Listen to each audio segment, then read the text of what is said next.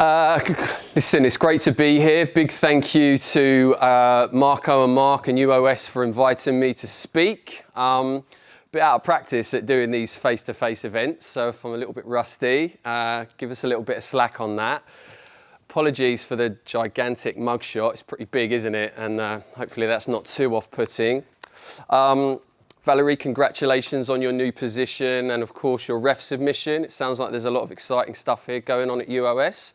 So congratulations to you all.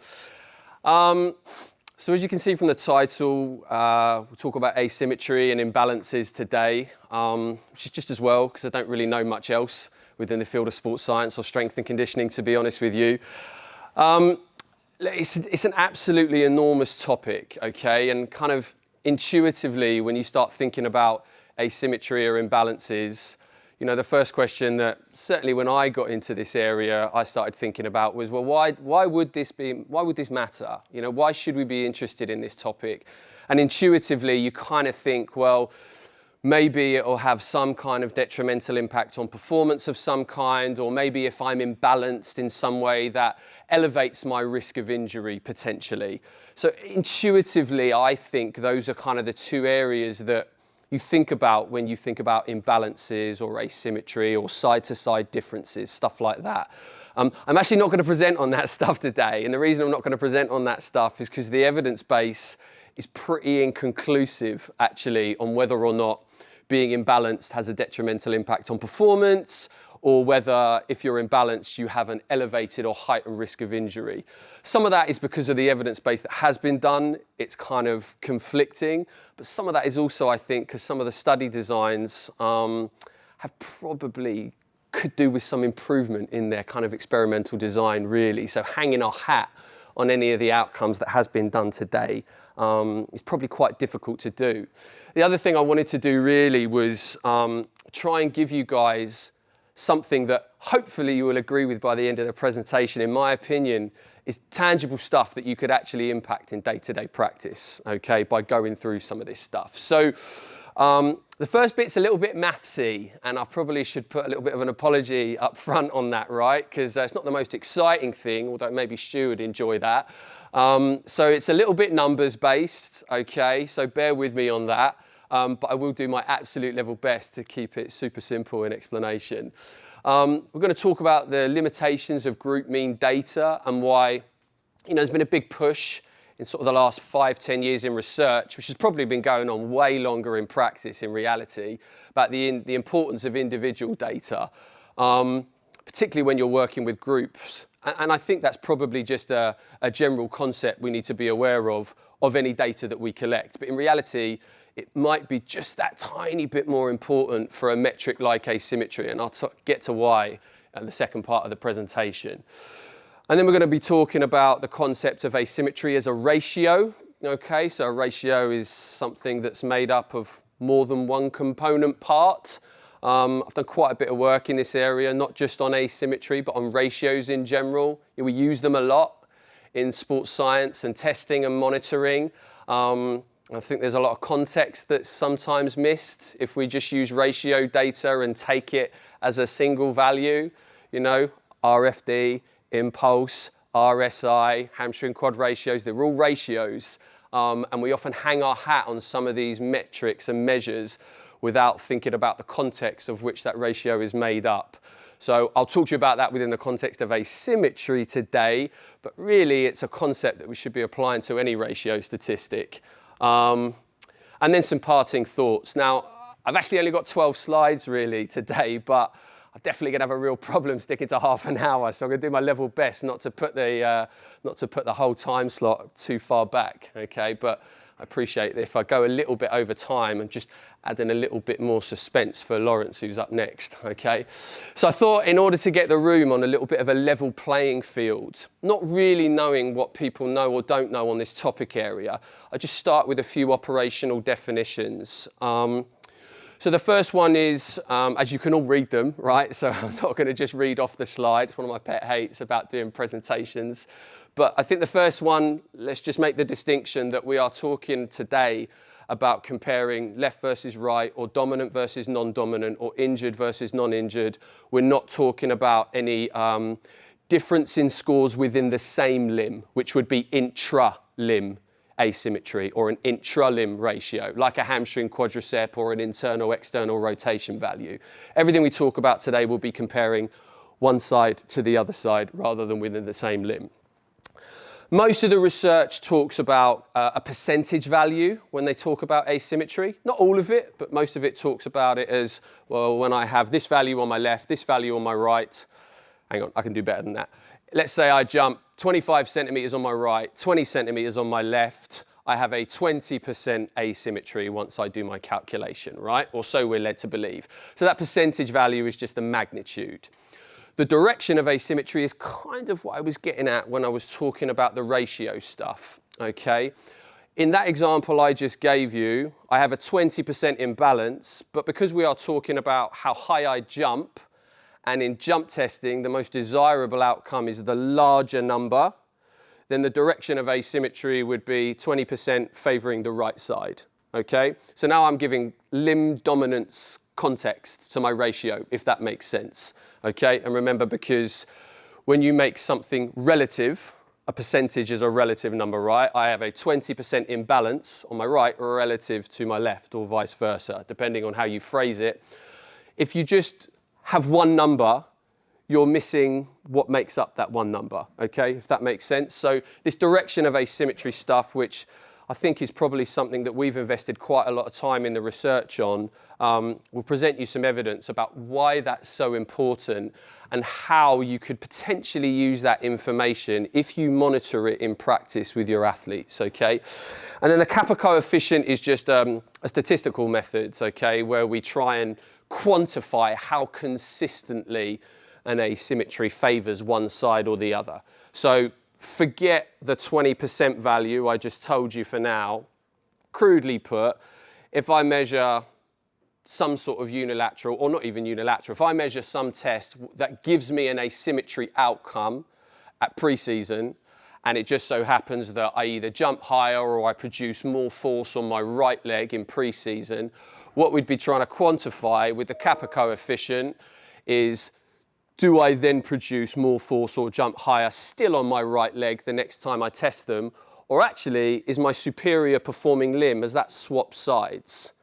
And you know, we probably don't think about it a lot in reality.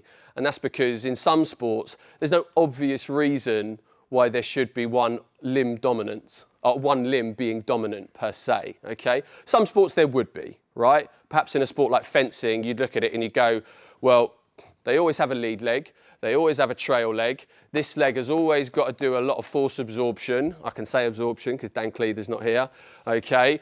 This leg's always got to do force absorption. This leg's always got to push off. So you'd start building kind of different functional characteristics by virtue of each limb having to do a different task, typically in that sport. But actually in team sports, okay, pending the discussion about playing position, you've quite often got to sprint, accelerate, decelerate, change direction off of both limbs, and you can't predict it half the time anyway because it's so reactive to an opponent, okay? So actually there isn't any very obvious true limb dominance in a lot of team sports. Yes, you might have a leg that you would prefer kicking the ball with, but limb preference and limb dominance might not be the same thing. We can talk about that a little bit later on as well. Okay, so here's the maths, all right? Just do your best to stay awake for me. I'm going to keep this simple and hopefully everyone follows suit. So this is kind of the beginning, if you like, of my PhD journey, going back maybe 6, 7 years, something like that. I can't really tell you why I was doing the lit review stuff on this topic, why I started noting down all these different mathematical formulas. Probably lends itself to me being a bit of a nerd, but you know, I'm cool with that. So I started noticing there's all these different mathematical formulas to calculate asymmetry.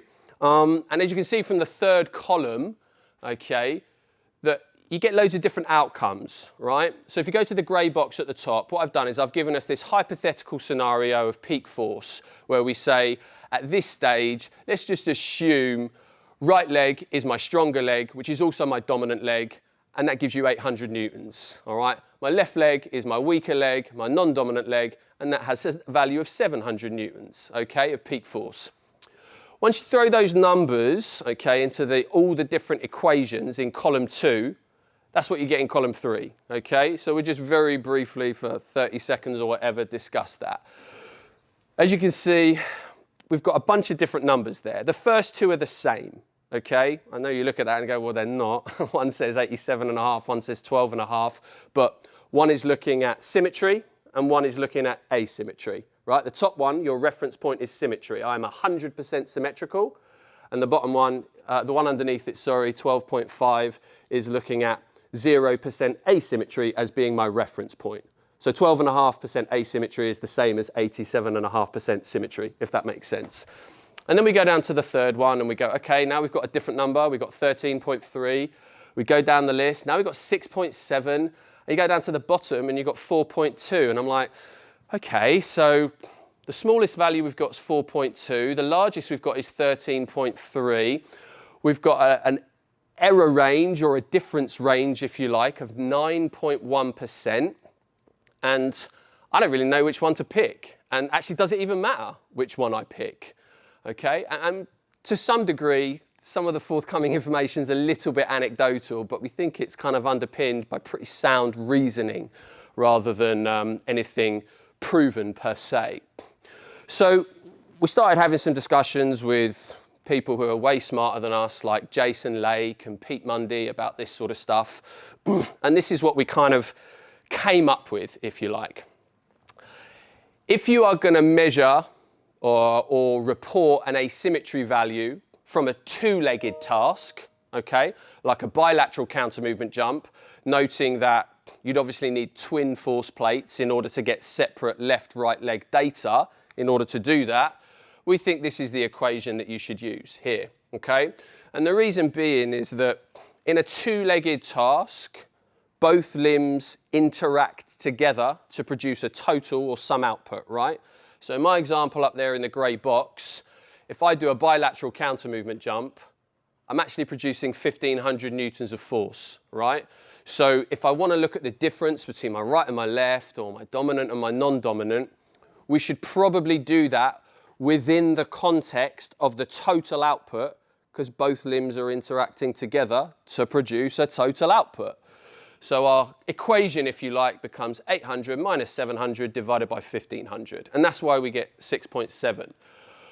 But we don't think it's the same equation if you do a unilateral test. If you measure asymmetry from a single leg counter movement jump, a single leg drop jump, a single leg isometric mid-thigh pull. And that's because in this instance, there is no ground reaction force contribution from the other leg. Okay? If I'm in this position and I jump from here or I pull from here, this leg's not in contact with the ground, so it's not contributing to any ground reaction force.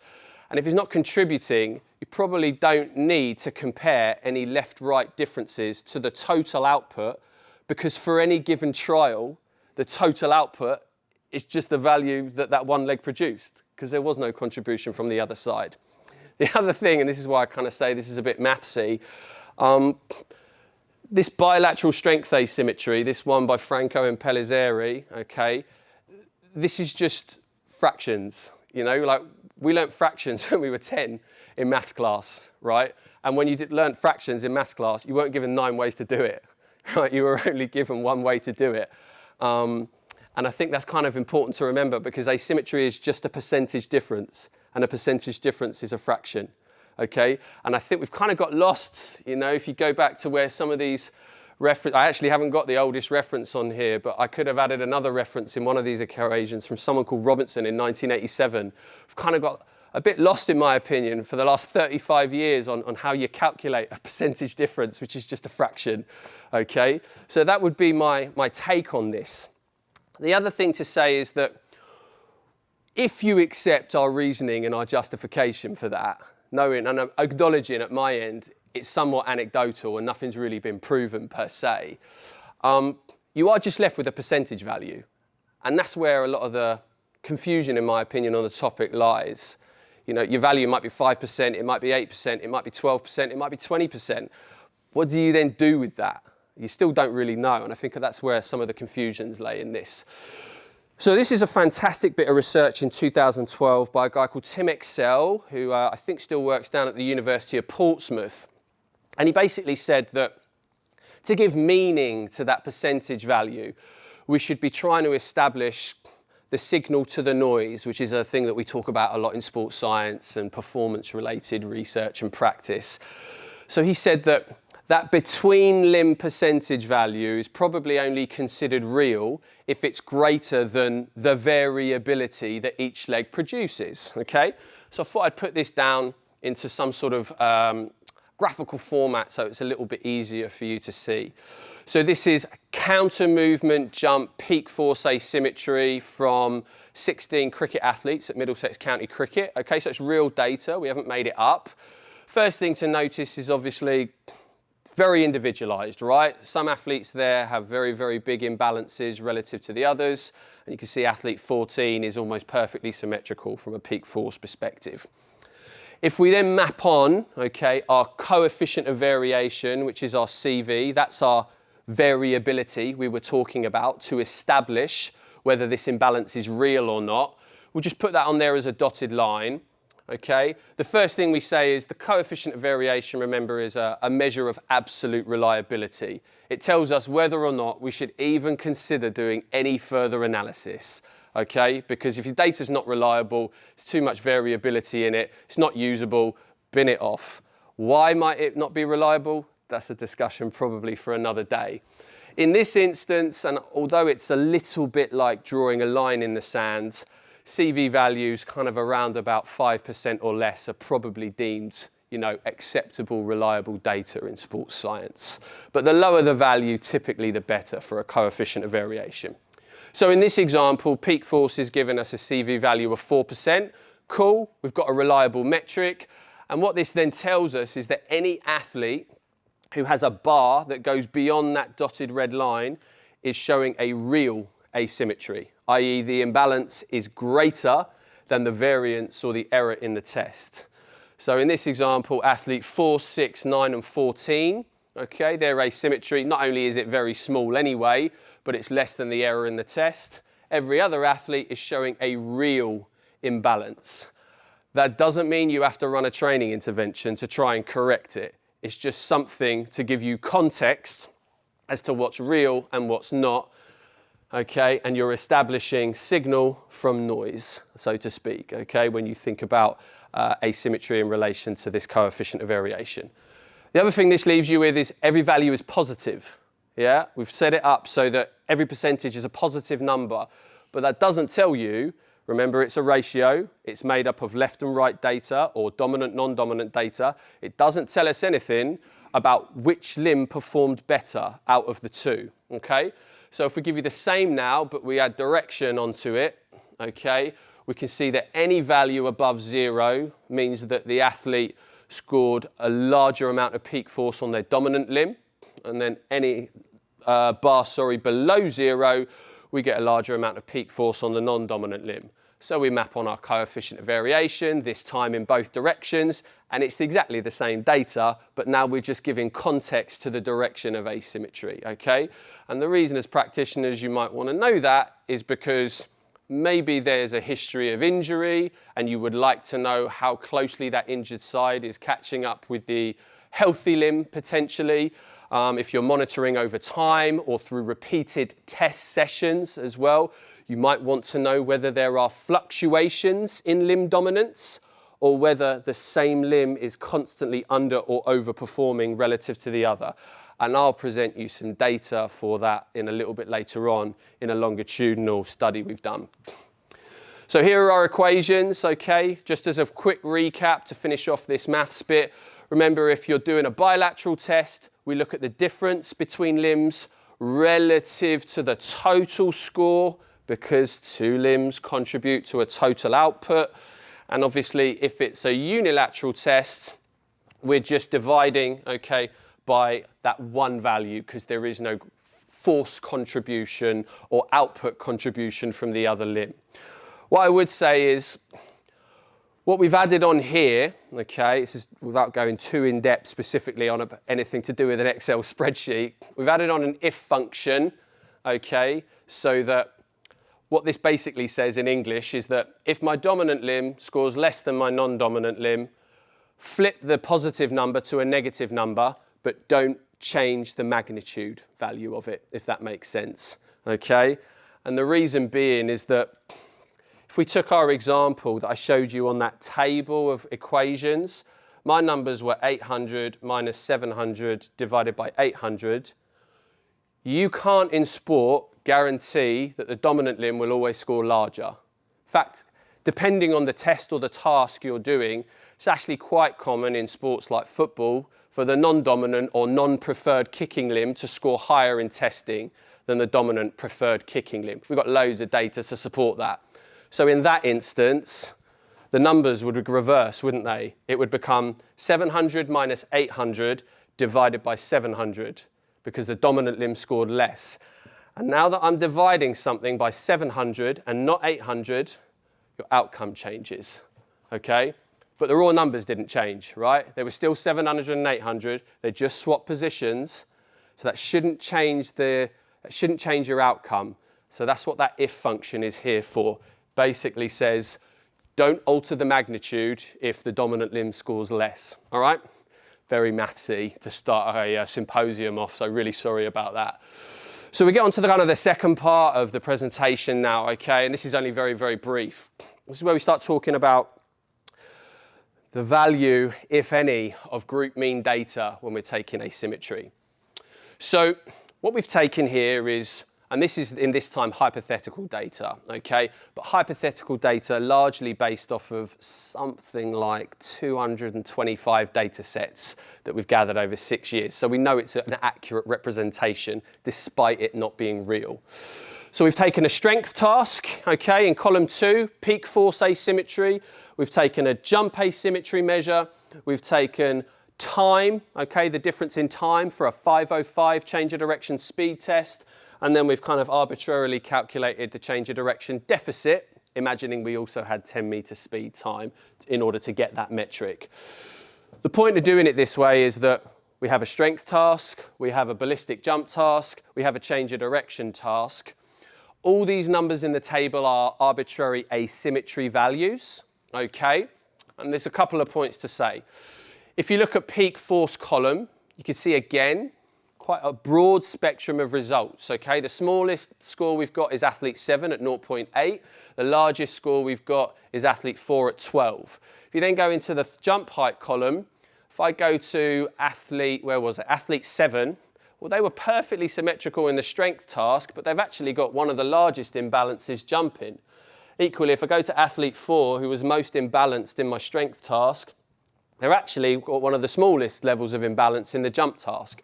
So this is a very highly individualized population, test, and metric specific concept. And when you take something so variable and individualized like asymmetry, it means you're probably not gathering a whole load of information from a single test on its own, if you choose to monitor this as a metric of part of your routine monitoring processes. The other thing to suggest, and we started diving into this a little bit more in the last 12 months or so, the only thing at the bottom there that's in red is the standard deviation, right? Which gives us an understanding of the kind of general within group variability for that given set of data. And what you can see is that I've presented on that bottom row how much the standard deviation is as a percentage of the mean value, okay? So this 4.0 represents 61% of 6.6, if that makes sense. The reason I've bothered to do that is if you take any kind of stable performance metric, like how fast someone sprints, how high they jump, peak force on a strength test, that will look good on the video. I think the thing you'd probably expect is that the standard deviation might range in a stable performance task from something like 5 to 25% of the mean, roughly. Okay, we've kind of looked at this in quite a bit of depth without doing any real major studies on it. For asymmetry, it's not uncommon to get the standard deviation to be really close to 100% of the mean. Okay, what does that mean? I'm saying mean way too much, aren't I, in these sentences? That basically means that you've got a whole load of within group variability, all right, that accounts for this mean value. And you don't need me to tell you that. Just look at the spread of scores. Okay, you've got someone who's perfectly symmetrical, you've got someone who's got an imbalance of 26%. The spread is massive, and as a consequence of that, the standard deviation is often quite high relative to the mean, all right? Why does that matter? Let's find out. Okay, so this is a study that we did from my PhD a few years ago. So this is done in conjunction with MK Dons, okay? So thankfully, it's a relatively decent sample that people care about and not a student population, okay? So we've done 2 tests, okay? We've done a single leg counter movement jump, a single leg drop jump. We've measured it at 3 time points throughout the season, okay? Pre-season, mid-season, and end of season. And you can see down the left-hand side, we've got 3 metrics for each test that we are measuring.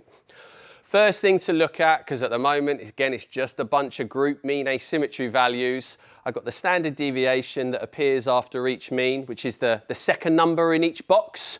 Yeah, those numbers, again, are very, very big relative to the mean, aren't they? Yeah, just to give you an example, this is approaching 90% of the mean. So is this. This is way above 90% of the mean. We're nearly at 100% of the mean, showing you just how much within group variation we're getting. Now, when you start looking at trying to determine whether there's any meaningful differences, okay, between time points, we can run our kind of conventional stats tests and things like that. But actually, this standard deviation, this massive standard deviation, is probably going to preclude us from finding any meaningful differences, okay, when there's that much variation.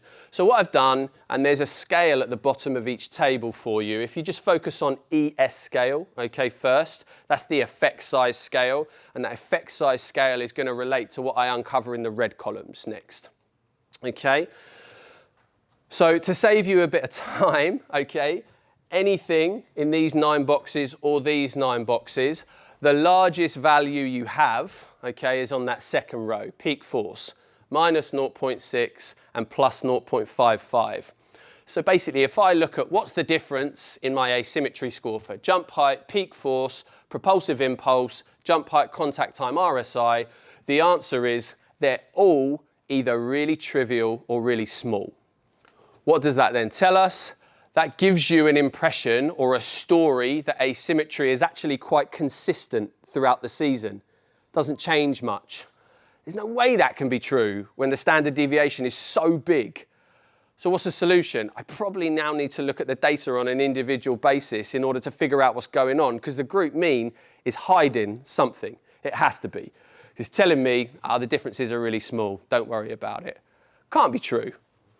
So now we also wanted to try and understand and quantify the direction of asymmetry. Remembering, we've got this ratio. We want to try and contextualize. Is it the same leg always outperforming the other one? Does it flip-flop from side to side in that kind of functional performance variability of scores?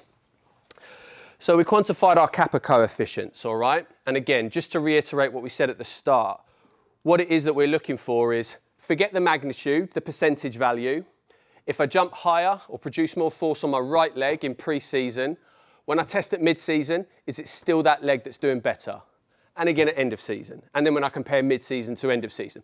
We're only interested in limb dominance here, not how big it is. Okay, that's what this green columns is doing. And here's your kappa scale here, right? Any number that's less than 0 is poor. It's kind of like a correlational scale in that sense, okay? And as you get closer to +1, we are getting better levels of agreement, which in English basically means if I jump on my right leg, I also jump on my right leg the next time I test, okay? So it's agreeing, so to speak. So you can see for jump height, we've got a range from kind of fair to substantial, so numbers aren't too bad. If we do jump height here as an example, if I compare mid-season to end of season, again, we've got substantial levels of agreement, which means the same limb is kind of outperforming the other one. But actually, at different points in the season, it's really variable again.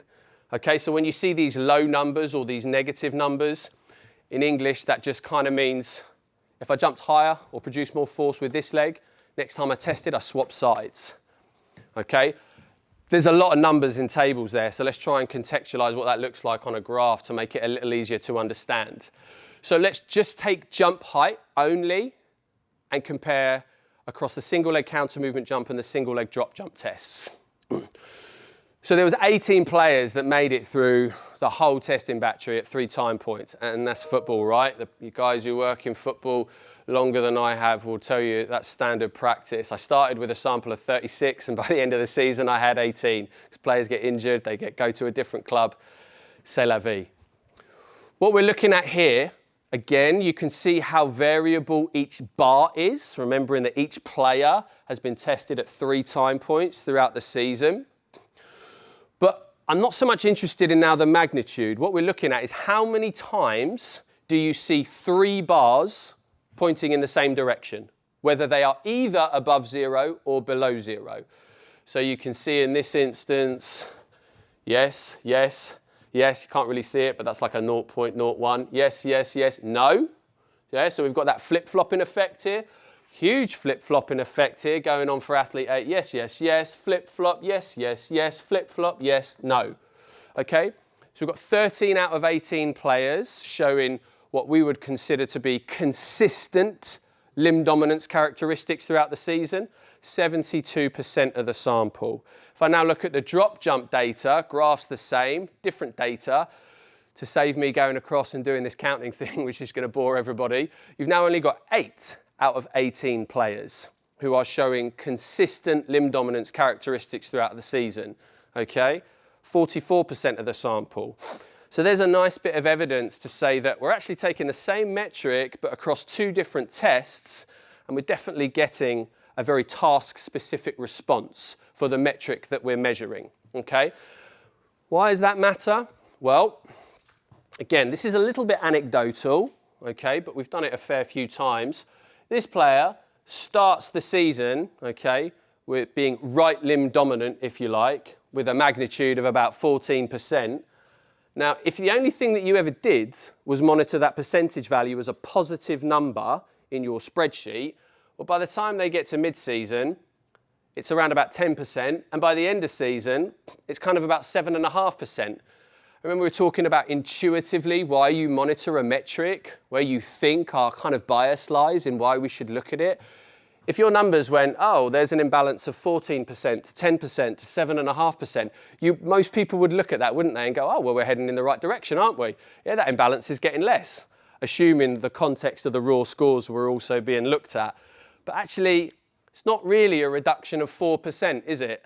If you go from 14% to 10%, it's more like a 24% shift, yeah? And that's where the context is often being missed in ratio data, okay? It's exactly the same principle as when you monitor RSI, which our professional team's obsessed about. You know, you can change RSI from different time points through a number of different strategies, can't you? You can jump higher, you can be quicker off the ground, you could do both. Or one of them could be greater than a reduction in the other metric, and because the calculation is a division, it would still result in RSI going up. But you can't track why those changes occur unless you monitor the component parts of it. And that's the important part to asymmetry, and in reality, any ratio.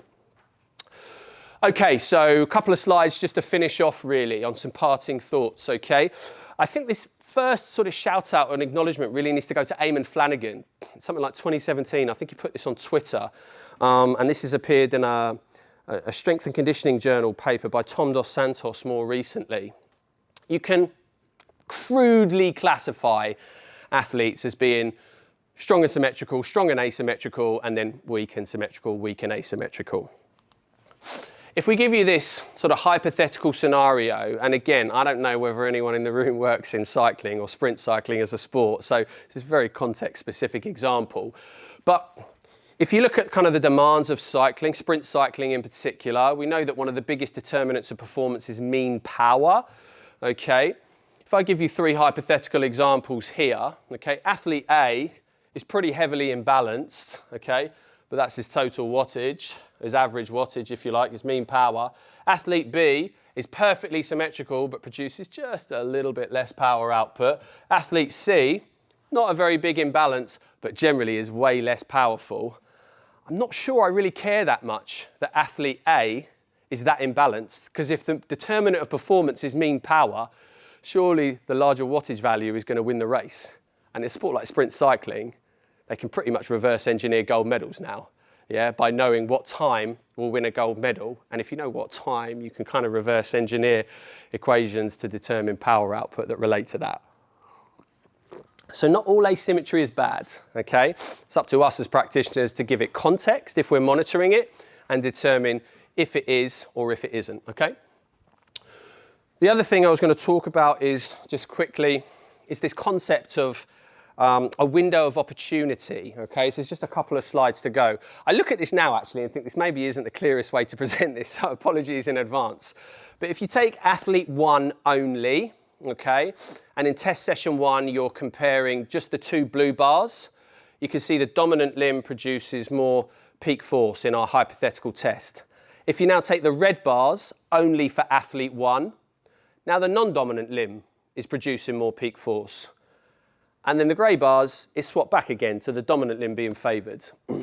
Athlete 2, at each time point, the dominant limb is always outperforming the non-dominant limb. And again, athlete 3, similar to athlete 1, this wins, and now it's even. Although a bit anecdotal, I'm not really sure we should be that fussed about any imbalance or asymmetry that does this. I think we kind of consider that as probably almost natural fluctuations in performance variability. Maybe the asymmetries we should be monitoring or taking a deeper dive or closer look into are these ones. You know, if this leg is constantly underperforming against this one, am I worried about 5%, 10%, 15%? You saw some of those magnitudes of asymmetry on my counter movement jump and drop jump graphs. Those are healthy athletes that make it through the season with imbalances of up to 30%. I'm not so sure that percentage value, however big it is, in a healthy athlete is a huge problem. Maybe it's just if this leg is constantly and consistently underperforming in terms of capacity or output relative to this leg, maybe we should just give it more capacity. And naturally, that imbalance probably starts to close over time anyway. It's probably nothing that bad that can come from giving a weaker limb improved capacity. That's probably kind of where we sit in the sort of holistic, overarching understanding of this as being relevant or not. And then just to finish off, I didn't really dive into this, but there's an awful lot of spiel out there in the research about 10% is a risk of injury, 15% is a risk of injury. I guess my overarching statement on all of this is that we've already shown that at an individual level, asymmetry values vary from test session to test session a lot, okay? So if it changes that much, does that mean that if 15% is our marker and the first test session we did, they got 17% asymmetry, and then I test them a week later, and now it's 5%. Are they all of a sudden not at risk 1 week later of being injured? Seems a bit of a flawed concept to me to define it like that. And a lot of the research has done this in outcome measures-based data only, like how far you hop, you know, and it's not really looking at the strategy of how the test is being performed, just the outcome measure, which I think we probably know from, you know, some of the in-depth research by Rob Gathercole or Stu Cormack from Australia, that actually strategy-based metrics are a bit more sensitive to change than outcome measures, okay? And the other thing, of course, is it's very, very task-specific, isn't it? You know, if we take this concept of 10% is your risk of injury, does that now mean that if I do a drop jump test or a unilateral drop jump test, how high they jump is the risk of injury, but how long they spend on the floor and the resultant RSI value isn't? Doesn't make any sense, does it? Okay, so just need to have a little bit more of a critical understanding about some of the information that's out there. So, I'm sure I've set us back on time. Apologies, Mark and Marco. What can we take from this? Think about the formula if you are going to monitor this, and that formula relates to two-legged or one-legged tests. Definitely not enough studies really done with kind of these repeated measures and longitudinal designs. We've tried to step into that space a little bit, but there still isn't much out there. At the risk of, you know, teaching you all to suck eggs and labouring the point, it's a ratio number, okay? Remember to consider both component parts for any ratio that you monitor.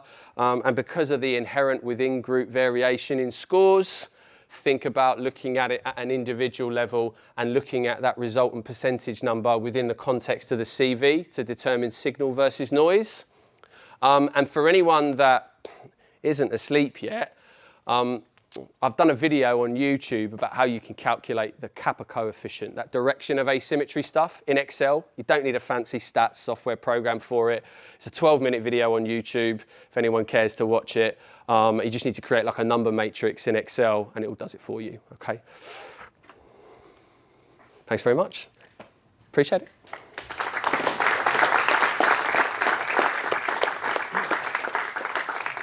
We time for one question, so whoever, if anyone has one. Yeah, basically, you know, all the equations all seem to express everything relative to the higher number. You know, it's kind of basically saying you've got a weakness of 10% or whatever. Are there any scenarios where it would be useful to do it the other way around? So you know, in your example of like the 25 and the 20 centimetre jump, where I agree, it's a 20% higher. 20% lower even. If you did it the other way around, it'd be 25% higher with a strong leg. Are there any reasons why you would do it that way? Yeah, maybe in a test where the desirable outcome is not the larger number. Like if you measure an asymmetry in a speed, you know, like ground contact time, you know, you don't want ground contact times to be higher, do you? You want them to be smaller? Or how fast you run a speed or COD test, the desirable outcome is the smaller number. So that is quite unique. This answer is definitely going to get more maths heavy, so sorry. But if you change the denominator, you now don't, in my opinion, adhere to fundamental maths principles, which is how you calculate a fraction. So my opinion, and that's why the if function's there. My opinion is rule one is don't change maths, basically, and do the maths right, because that's been set in stone for hundreds of years. And then if you want to give context to a smaller or a larger number, depending on what the desirable goal is, use the if function. That's what we came up with. But it's a great question because, yeah, sometimes in performance testing, the smaller number is what we want. You know what? Cheers, Stu. Great. Thank you very much.